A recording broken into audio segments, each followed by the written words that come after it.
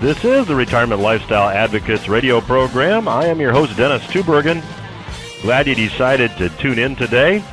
We are here every week at this time, and I have a terrific show lined up for you today. Joining me in segments 2 and 3 today is a gentleman I'm always pleased to have on the program, Mr. Lawrence Reed, who is the president of the Foundation for Economic Education, will be joining me today. He's going to tell us about an initiative that he is involved with that I'm a big fan of. It's called the Open the Books Initiative. And we're also going to talk to him a bit about what we can learn about Venezuela. Mr. Reed has studied that extensively. And of course, if you'd like to learn more about what's going on in the economy, what's going on in the markets, what you might think about doing with your money, we do have some free resources available. You can visit retirementlifestyleadvocates.com, and there's a resources section on the website. You can also visit rla.yourportfoliowatch.com and sign up for our free weekly newsletter delivered via email. The newsletter is delivered every Monday at 5 o'clock, and again, it's rla.yourportfoliowatch.com to get your free subscription to the newsletter. And rest assured, we never sell your information. We never spam you. We just get you the newsletter once per week. You know, I get some feedback here on the program from many listeners who say, you've got some terrific guests, but sometimes they use terms that I am not completely familiar with. So in this segment, I want to take just a minute and talk about a couple of terms that really you'll want to be familiar with. In fact, when I talk to Mr. Reed today, I'm sure these terms will come up. And there's certainly more than two schools of economics. However, we often talk about the Keynesian school of economics and the Austrian school of economics. And certainly today's policymakers subscribe more and adhere more closely to the Keynesian school of economics. Now, I have an analogy here that I found that was actually put together in an op-ed forum that I really liked. And it's an analogy about the differences between the Keynesian school of economics and the Austrian school of economics. And here's the analogy. In the early 1900s, the U.S. Forest Service implemented a new policy to aggressively suppress all forest fires. Citizens didn't like to see the trees burn, and the lumber companies saw profits going up in smoke. Over the years, they obtained equipment, trained men, and they worked out elaborate plans. And with time and money, they reduced fire damage considerably. Now, as the years passed, the forest management experts began to notice problems. Without these periodic small fires, the undergrowth became thick. It ignited more easily. It acted as additional fuel, making the fire hotter, and sent it up to the crowns of the mature trees. This spread the fire faster and further, killing more of the forest. With further study, they found that in the past, forests experienced periodic small fires which cleared the undergrowth and burned up the dead wood. Before they had put all these elaborate fire prevention techniques in place, these small fires cleared the undergrowth, burned up the dead wood, and that meant that there wasn't enough fuel to spread the fire quickly and reach the crowns of the mature trees. In other words, these small fires burned themselves out often without doing great damage. And these small fires triggered the trees to sprout and start a new generation. The mature trees also grew better because it had the effect of clearing out the forest. The old policy of trying to manage nature was counterproductive, so the policy was changed to allow the natural cycle to return. Now, here's how that relates to the Keynesian school of economics and the Austrian school of economics. The Keynesian school of economics basically says or concludes that all recessions are bad, and these recessions need to be suppressed by government actions. And you have to do this because we've got to protect established businesses. We've got to protect jobs. We've got to keep unemployment low. And if you go back and just take a look at what's happened fairly recently, we've seen bailouts of airlines. We've seen bailouts of major car companies. We have seen Keynesian economics in action. Now, whenever government intervenes and government spends money to try to take up the slack during a recession, that spending is very costly. But the argument is it's costly, but we have to do it to protect. It provides a benefit to the population overall. Now, on the other hand, the Austrian School of Economics says that when markets stray too far from reality, they get purged by adversity. This clears the unneeded or failing enterprises, so capital is not allocated wastefully and new businesses can emerge. So the Austrian school, to go back and use the forest fire analogy, would simply say, let the small fires burn. They don't do a significant amount of damage and they protect the mature trees. The Keynesian school would say, all fires are bad. Now, granted, that's not an exact analogy. However, it's one that really makes the point well. Now, think about the Keynesian school for a minute.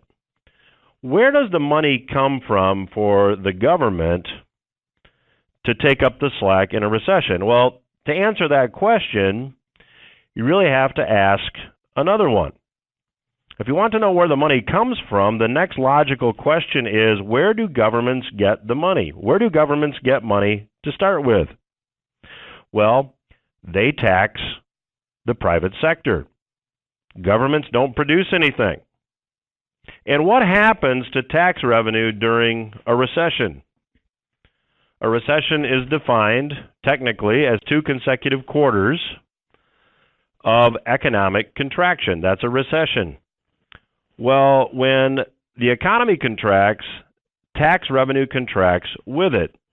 So what you have is a situation where tax revenues are declining and the government is spending more in order to take up the slack. They're spending more, that is, the government is spending more at the very time that they really can't afford to be spending more. So where do they get the money? Well, they do what governments always do. They borrow.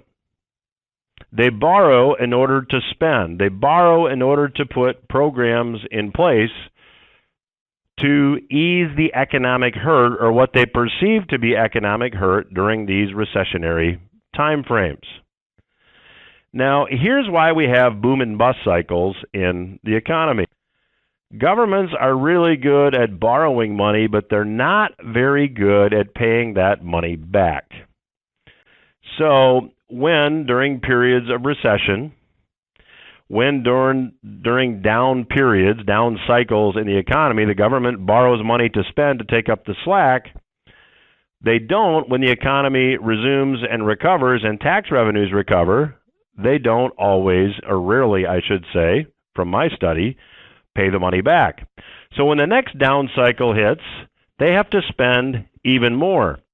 Why do they have to spend more? Well, they have to spend money to take up the slack, if you're following the Keynesian School of Economics. But you also have to service the debt that you've already accumulated. You have to pay interest on that debt. So each boom cycle and bust cycle gets a bit more extreme. And that's what's happened really since the early 70s, when then President Nixon closed the gold window and officially made the dollar a fiat currency. Since that time frame, you can look at all the boom and bust cycles that have existed, and each boom and bust cycle has gotten more extreme. My guest on next week's program, Mr. Michael Pinto, is going to talk about his book. And his book talks about the fact that the government can continue to borrow money. However, that has a limit as well. His book is titled The Coming Bond Market Collapse, because that eventually has consequences as well. So we have to look at how to protect our assets. And as you know, if you've been a listener here to the Retirement Lifestyle Advocates radio program, we advocate a two-bucket approach. And you can learn more by going to rla.yourportfoliowatch.com and subscribing to our newsletter. I'll be back after these words.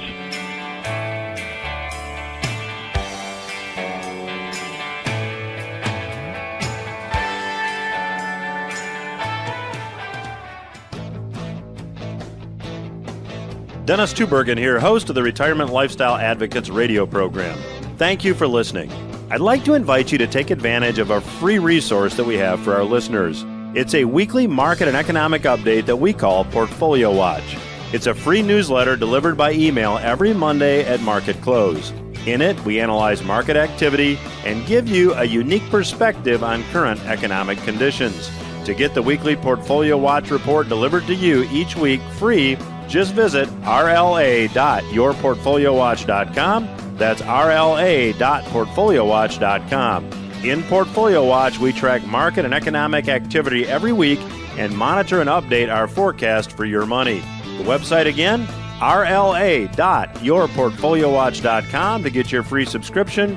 The website again, rla.yourportfoliowatch.com.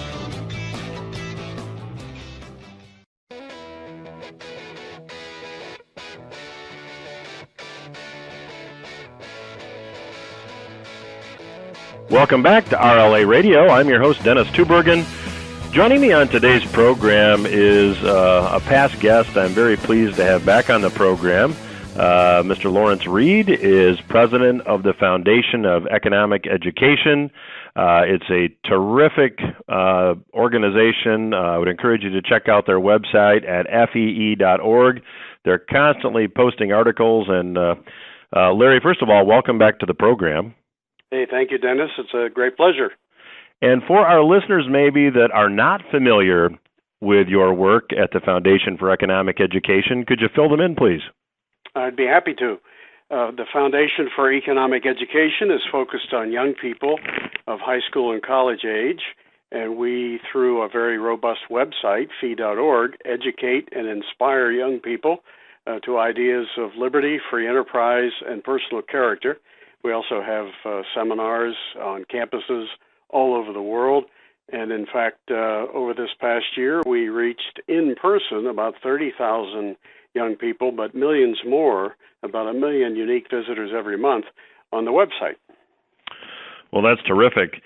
Before we jump into a couple topics that we had lined up for today, is your job teaching young people about liberty and free enterprise getting more difficult with this movement towards socialism we seem to be seeing? Oh, well, there certainly are some young people who aren't interested and don't want to hear the message. But we have no shortage of young people coming to the website or coming to our events. On average, there's a fee-sponsored event or co-sponsored event every week somewhere in the world. And we almost never have a problem filling the house. Well, terrific. Well, you are involved in an initiative that I think is terrific, and we've got a segment here to talk about it. The initiative is the Open the Books initiative, and there was a letter, or I should say an open letter to President Trump that you signed that was published in the Wall Street Journal about the Open the Books initiative. Can you explain to the listeners what it's all about? I'd be happy to. The initiative was prompted by the fact that neither party in Washington seems interested in addressing the out-of-control spending that the federal government is engaged in. We just crossed, within the last couple of weeks, the $22 trillion mark in terms of America's national debt.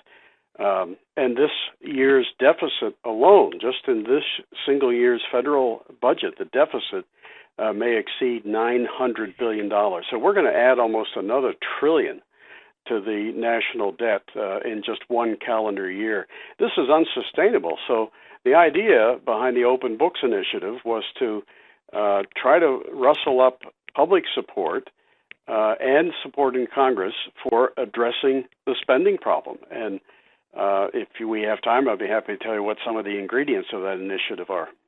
Well, I would love to do that, and that was my intent for this segment. So I think we're on the same page here. And I just recently put a piece in our newsletter that goes out to our clients and our friends that the Treasury Department's own report said that we are on an unsustainable track. So something has to change, and if we don't change it, obviously the markets will eventually change it for us, which will be unpleasant. So let's jump in and talk about some of the ingredients as to what you're proposing. Okay.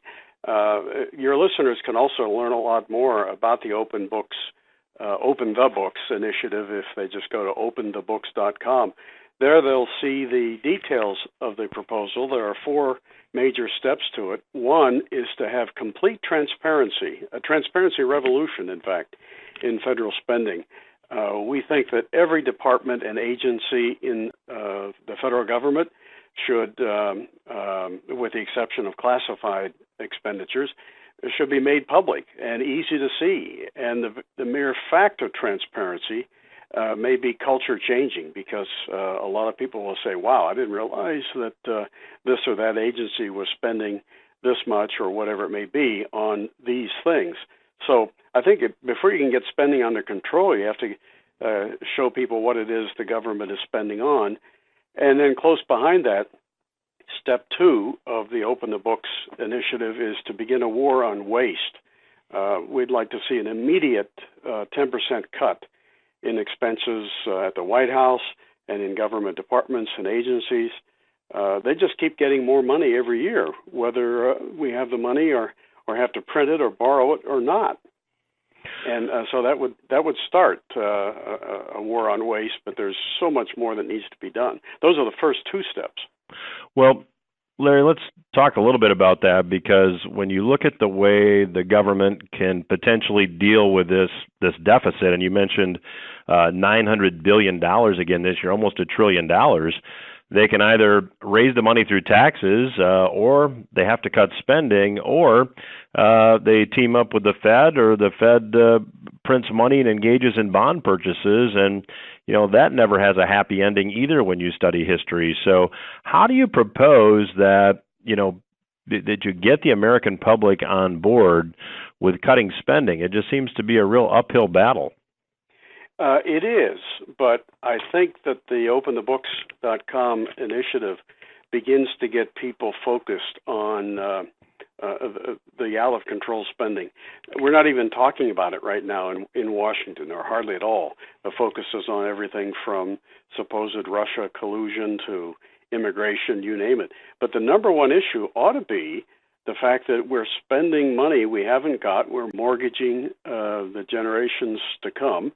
We're saddling the country with an unsustainable debt trend. And unless that's turned around, this country is going to end up in very deep financial trouble. But it is going to be a massive educational effort. And even the openthebooks.com initiative is really just a start. I personally would like to see entire agencies, departments of government just yanked out root and branch, beginning with the Department of Education. There's almost nothing to show for what they spend billions of dollars on. But it's a lot of people think that it's sort of free money, so it's hard to get their attention. Step 3 of the Open the Books initiative is to mobilize government employees and investigative journalists. Can you elaborate a bit? Yes. On this matter, it's important, I think, for government employees to be brought in, maybe through providing incentives to ferret out waste and to expose it. They know where it is, and so do investigative journalists, the good ones. Unfortunately, these days, there are far fewer, I think, than there used to be. But they're out there. It's just a matter of finding the kind of, the strategy, I guess, to call attention to it. There's a lot that the president could do, and leaders in Congress, if they just focused on it. You remember Senator Proxmire of Wisconsin way back probably 30 years ago. He used to have the Golden Fleece Award. Every month he would spotlight a new wasteful expenditure in government. Nobody's doing that these days, and yet the need for it is greater than ever before. I couldn't agree more. And Larry, when you look at this early crop of 2020 presidential hopefuls, is there anybody out there that is making this a focus in their campaign that maybe I've missed? Well, the only people so far formally announced, I think, are Democratic candidates. There may be former Governor Weld of Massachusetts has indicated that he may challenge President Trump in the Republican primary.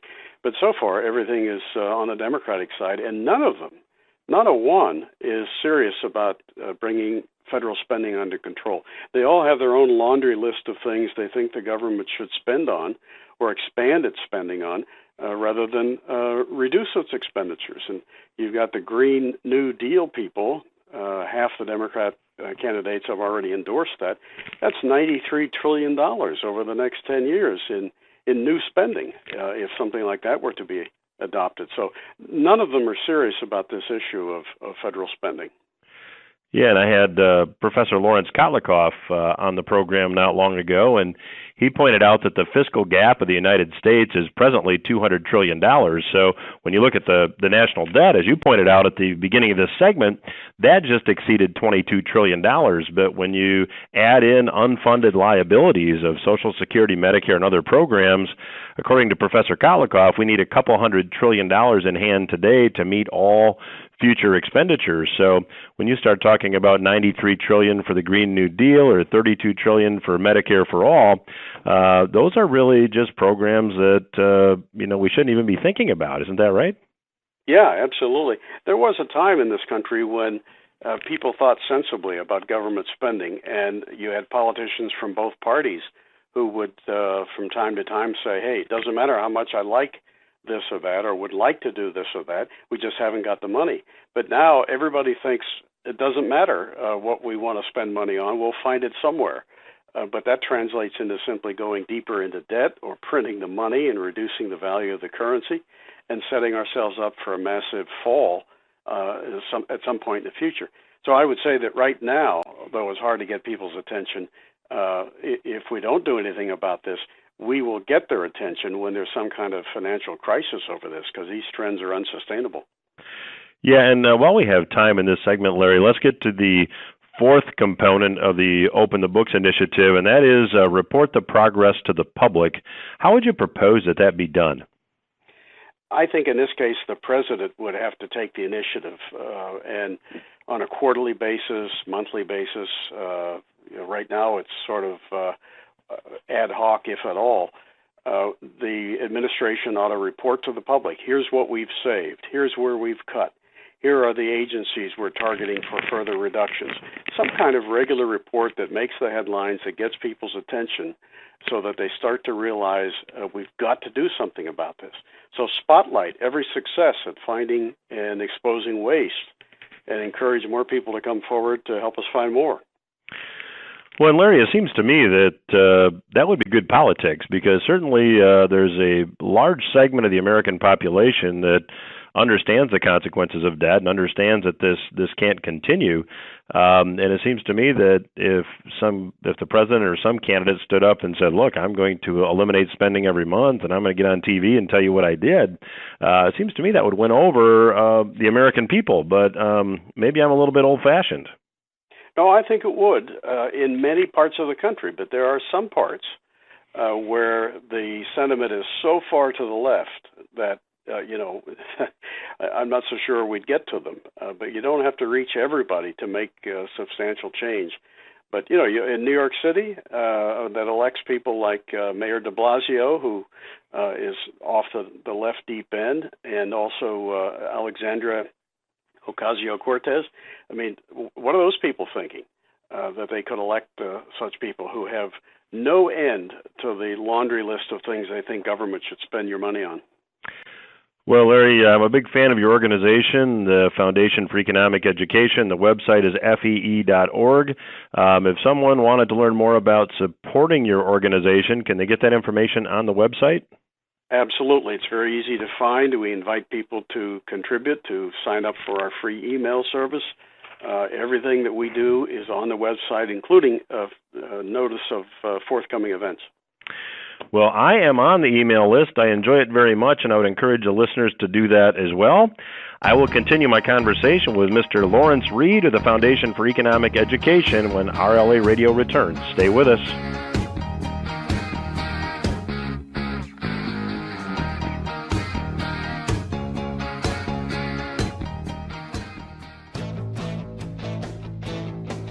Dennis Tubbergen here, host of the Retirement Lifestyle Advocates radio program. Thank you for listening. I'd like to invite you to take advantage of a free resource that we have for our listeners. It's a weekly market and economic update that we call Portfolio Watch. It's a free newsletter delivered by email every Monday at market close. In it, we analyze market activity and give you a unique perspective on current economic conditions.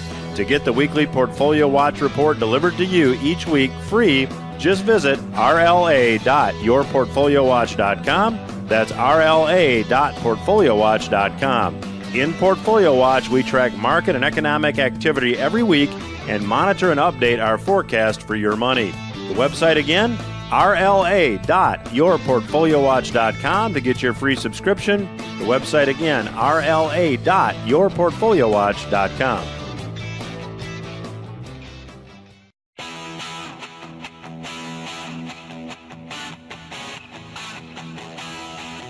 Welcome back to RLA Radio. I'm Dennis Tubbergen, your host. I have the pleasure today of chatting once again with Mr. Lawrence Reed. Larry is the president of the Foundation for Economic Education, a terrific organization. And if you're just joining us, I would encourage you to check out their website. It's easy to remember. It's fee.org, fee.org, fee.org. So go check it out. Let's talk a little bit, Larry. We talked a little politics and some far-left politics.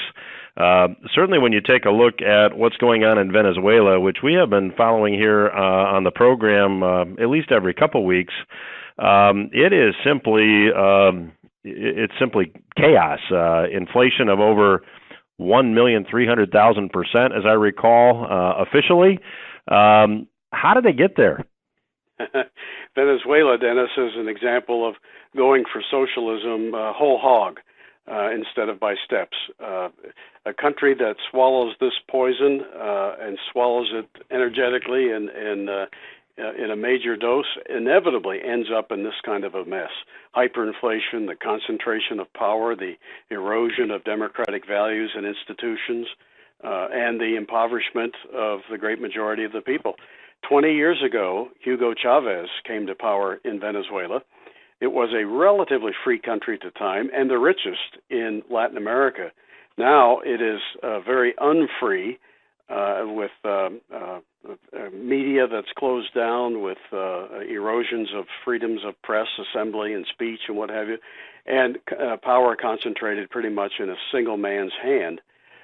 So it's really degenerated quickly, because they've put socialism into effect without reservation. Price controls, printing of money, massive government expenditures, nationalization of business, all of the things that socialists like to call for, well, they got it full bore in Venezuela, and now they're in the dumpster.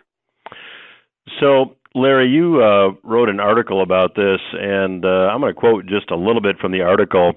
You say, to those who say the injuries of Venezuela are simply too severe to expect anything but a long, slow recuperation, I say nonsense.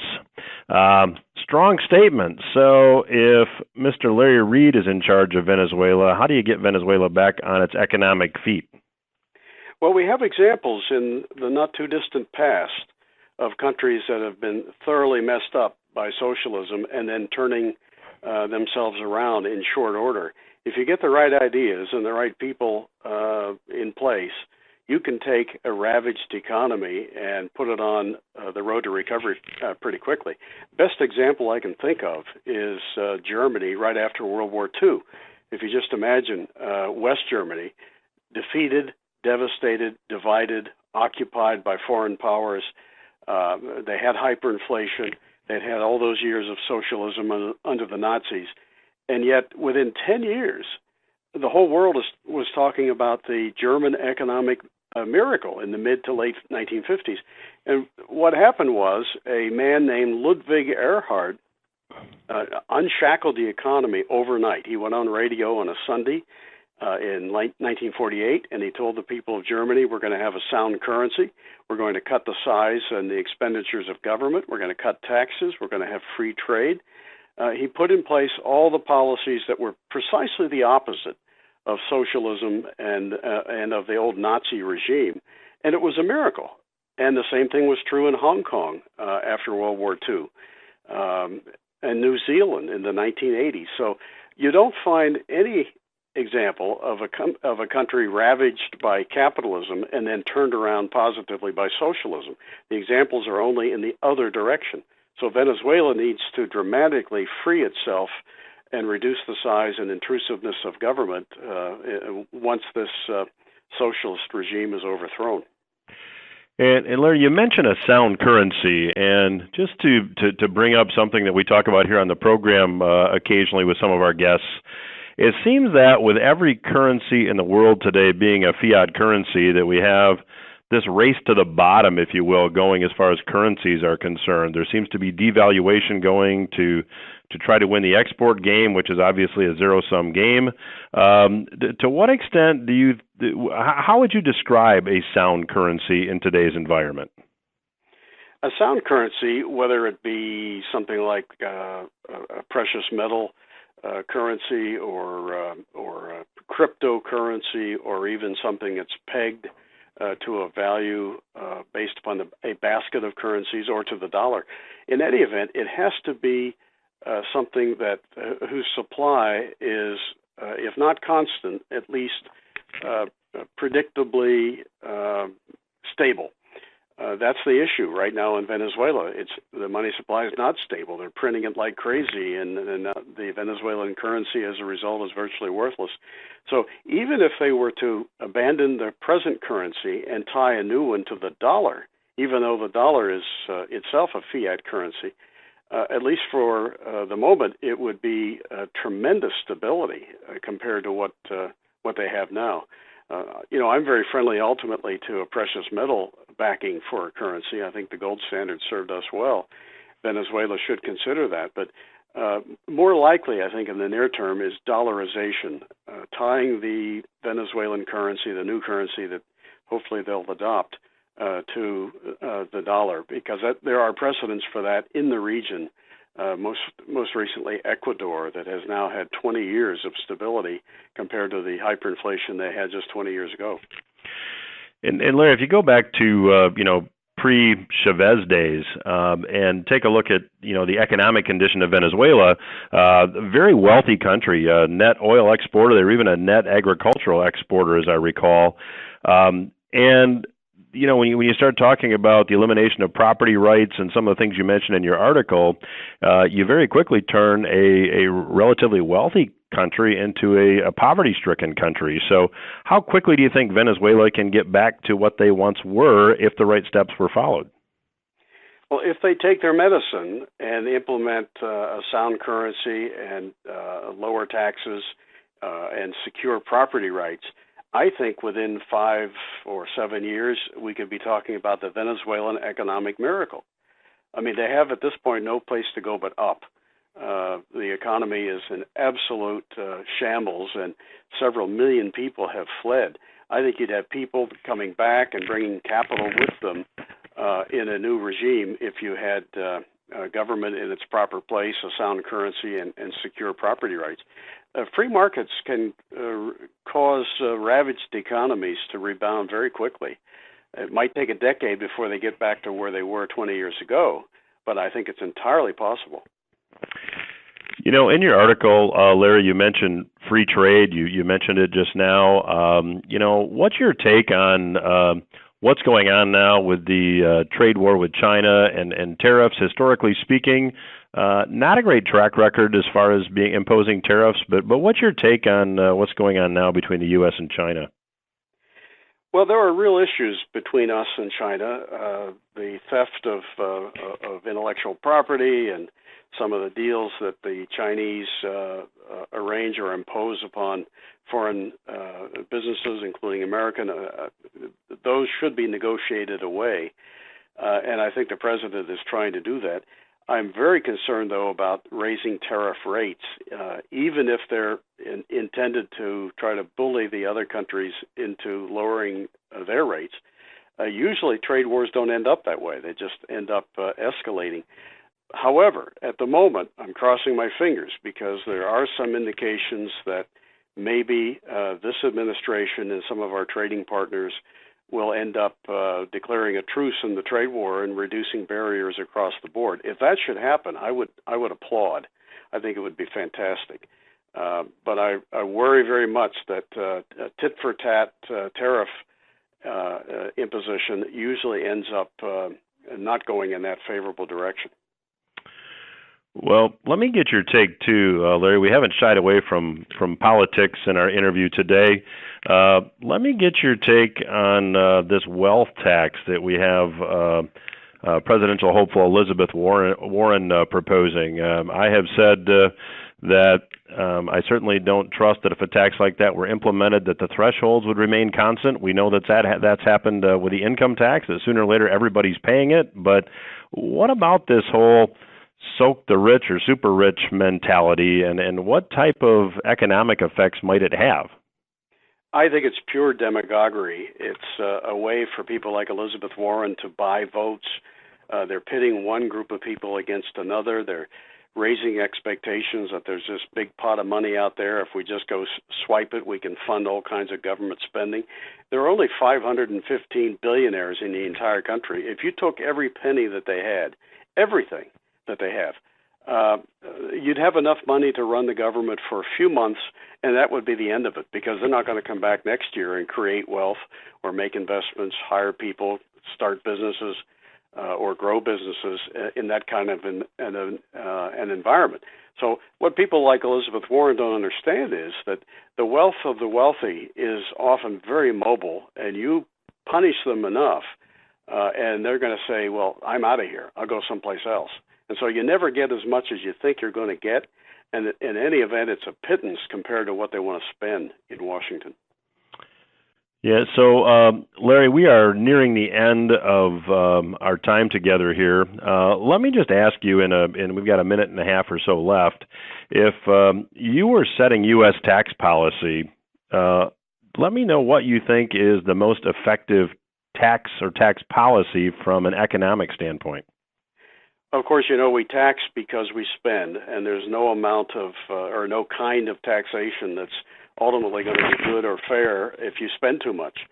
So I would prefer to tackle the spending side. But once you get that down, then I think the best arrangement for federal taxation would be either a flat rate income tax or my preference would be a national sales tax, but not a value added one, just at the retail level, so that everybody sees clearly what the cost of government is. But you got to get spending under control. Even those taxes, though better than what we have, would still be way too high. Well, we're going to have to leave it there. Our guest today has been Mr. Lawrence Reed. He is the president of the Foundation for Economic Education. You can check out their work at that's FEE.org. You can also learn how to support their very great organization, in my opinion. And Larry, thanks so much for being on the program today. Love to have you back a little sooner this time. Hey, anytime. Thank you, Dennis. I appreciate it. We will return after these words.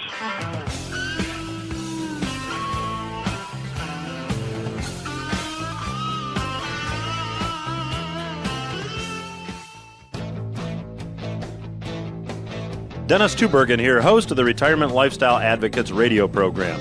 Thank you for listening. I'd like to invite you to take advantage of a free resource that we have for our listeners. It's a weekly market and economic update that we call Portfolio Watch. It's a free newsletter delivered by email every Monday at market close. In it, we analyze market activity and give you a unique perspective on current economic conditions. To get the weekly Portfolio Watch report delivered to you each week free, just visit rla.yourportfoliowatch.com. That's rla.portfoliowatch.com. In Portfolio Watch, we track market and economic activity every week and monitor and update our forecast for your money. The website again, rla.yourportfoliowatch.com to get your free subscription. The website again, rla.yourportfoliowatch.com.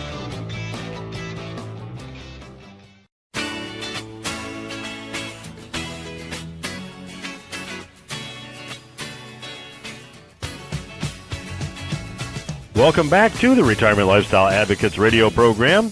I am your host, Dennis Tubbergen. Glad you're with me today, and I want to extend some special thanks to my guest today, Mr. Lawrence Reed, who is president of the Foundation for Economic Education. You know, this past week I was reading some economic data, or I should say I was reading some articles in which some economic data was reported, and in January it seems that consumer credit rose by $17 billion. Now that's after consumer credit rose by $15.4 billion in December. What that means is consumers are going more deeply into debt. Now this continued increase in debt accumulation saw total consumer credit rise above $4 trillion. And that's largely auto loans, student loans, and credit card debt. Credit card debt, incidentally, is now over $1 trillion, which is a new all-time high in credit card debt. Student loan debt and auto debt are also high. Student loan debt is now almost $1.6 trillion, and auto debt is now at almost $1.2 trillion. Now, taking a look at that data and combining that with the fact that in the Fed's latest flow of funds report, which was also released last week, the Fed determined that U.S. households actually saw their net worth decline, and that was the first drop in U.S. household net worth in over 3 years. And consumer household debt dropped $3.7 trillion. Now, what does all this mean for you, and why am I talking about it on today's program? Well, first of all, whenever we see debt rise to very high levels, it often means that we are going to see a slower economy moving ahead. And whenever we see debt rise to very high levels, we can also assume that it will potentially lead to deflation. Now, when I talk about inflation and deflation, let me technically define those. Because when I mention deflation, many of you probably maybe don't even know exactly what it is that I'm referring to, but if I talk about inflation, instantly you think about things costing more. Well, inflation is really an expansion of the money supply. The fact that things cost more when we have inflation is simply a symptom of inflation, but technically speaking, inflation is an expansion of the money supply.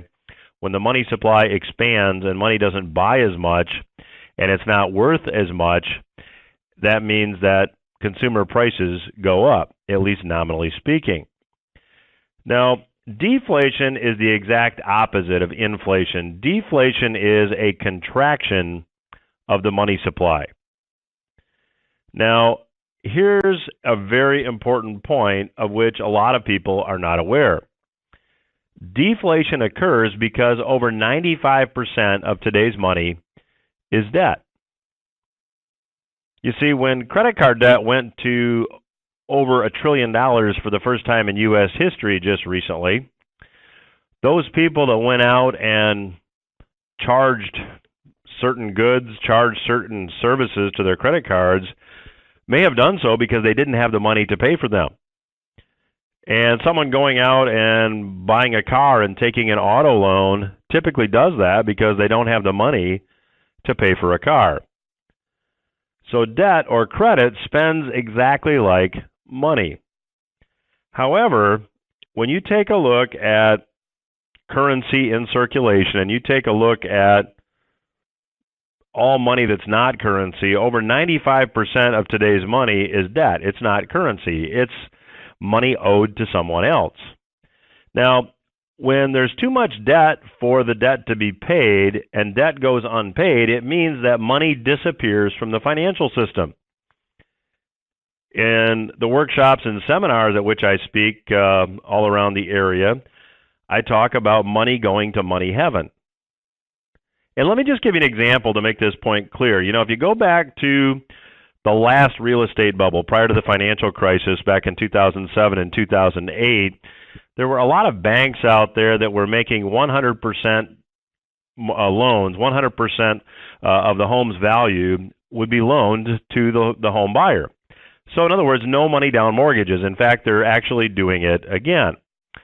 Well, let's say that a bank, just to keep it simple, loaned a home buyer $100,000. And the purchase price of the house was $100,000, even though it's really hard to find a house for $100,000.